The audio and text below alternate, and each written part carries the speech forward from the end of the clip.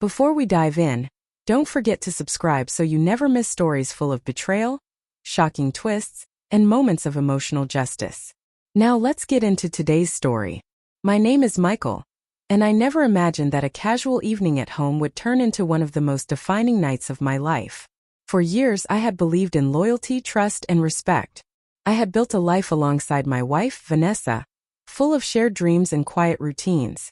I thought we were partners, equals navigating life together. But that illusion shattered in an instant, in a room filled not just with her words, but with the voices of her friends who had come to cheer her arrogance on. It all began innocently, or at least I thought so. Vanessa had been unusually confident that day, her eyes glinting with something I couldn't quite name. She smiled at me smugly and said, "Replacing you is easy, Michael. You're nothing special." I froze, the words hitting me like a sudden gust of cold wind. Before I could respond, her friends, who were sitting casually on the living room sofa, laughed and nodded in agreement. "Absolutely," one of them said. "Honestly, anyone could do better than him." For a moment I wanted to explode. My first instinct screamed at me to argue, to defend myself, to prove that their laughter and dismissal were meaningless. But something inside me held firm. Years of being patient, forgiving, and silenced had taught me the value of calm in the face of arrogance. I didn't need to shout. I didn't need to beg. I needed to let my next action speak louder than any words could. Vanessa's smile faltered slightly as she noticed the calm resolve in my eyes.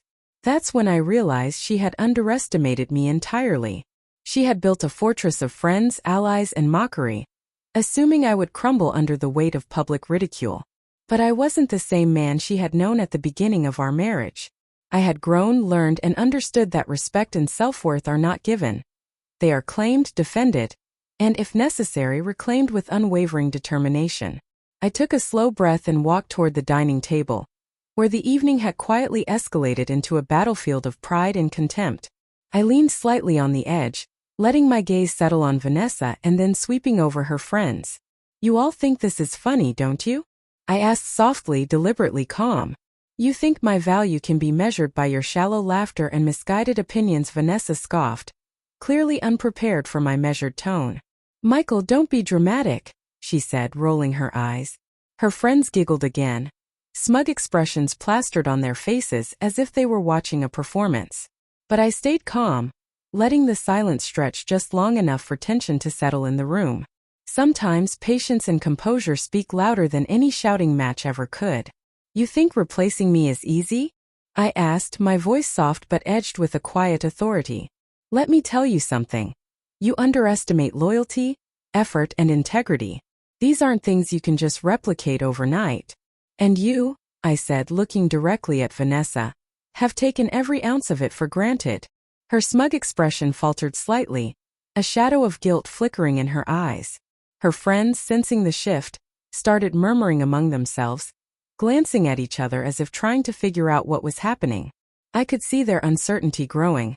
They had assumed I would fold, beg, or at the very least argue pointlessly. But that wasn't who I was anymore. I had spent too many months absorbing disrespect quietly, letting my patience stretch beyond what was healthy. And tonight I would reclaim my voice, my power, and my dignity. I continued, each word deliberate, measured. "You laugh and mock, but none of you have ever walked a day in my shoes. You haven't sacrificed, stayed loyal when it was hard, or built something real. You only see what's on the surface: money, appearances, comfort. But what you call easy is something you will never understand, because it's not something you can buy or fake." Vanessa opened her mouth to retort, but I raised my hand, signaling that the words I had already spoken were enough. Silence hung over the room like a heavy curtain, and I could feel the shift. The laughter had faded, the smugness had disappeared. For the first time that evening, Vanessa and her friends realized that their attempt to belittle me had failed spectacularly. They had assumed superiority, but the reality was stark. Respect isn't commanded through mockery. It's earned, and I had chosen not to give them the satisfaction of watching me crumble. I leaned back slightly, letting my presence fill the room without aggression, without theatrics, just calm authority. This was the moment when control shifted. I didn't need to raise my voice, threaten, or dramatize. My composure alone was enough to dismantle their misplaced confidence. Vanessa's lips pressed into a thin line, her usual confidence shaken, though she tried to mask it with a defiant look. Her friends, meanwhile, sat frozen, the smug smiles replaced by uneasy glances. I could see clearly now that they had underestimated not just me, but the strength of a man who had decided to reclaim his dignity. I stood up slowly, letting the calm authority in my posture speak volumes. "Vanessa," I said, my voice steady, "this isn't about proving I'm better than anyone. It's about showing that disrespect, arrogance, and entitlement have consequences." I paused, letting the words sink in. The room felt heavier with each passing second, the air thick with realization. She had thought her friend's agreement would shield her from facing the truth, but it hadn't. Not tonight. Her friends finally found their voices, muttering apologies or soft attempts to justify her behavior. "Michael, we didn't mean it like that," one of them said. But I shook my head slightly. "It's not about what you meant. It's about what was done. Actions, not intentions, define respect and loyalty. And tonight, the actions speak for themselves." Vanessa looked down, her defiance wavering as guilt and frustration fought across her features. I could see the cracks forming in her carefully constructed armor. She had boasted, mocked, and assumed she had the upper hand, but I had remained composed, measured, and unwavering.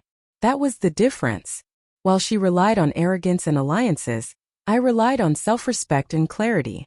I picked up my coat, the final act of leaving signifying more than just walking out of the room.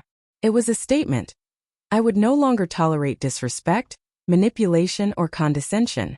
I glanced back at Vanessa and her friends one last time. "Remember this night," I said quietly but firmly. "It's not about replacing someone. It's about recognizing value and respecting it while it's in front of you." With that, I walked to the door. The silence that followed was deafening, punctuated only by the soft rustle of papers and the muffled whispers of realization.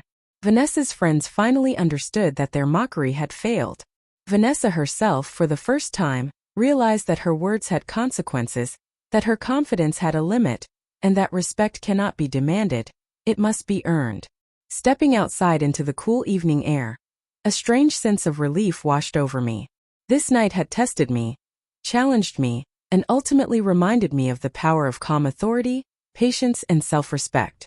I had faced mockery, defiance, and disbelief, and I had emerged unshaken, leaving behind not just the room, but the toxicity that had threatened to define my life. Tonight, I reclaimed more than respect, I reclaimed myself.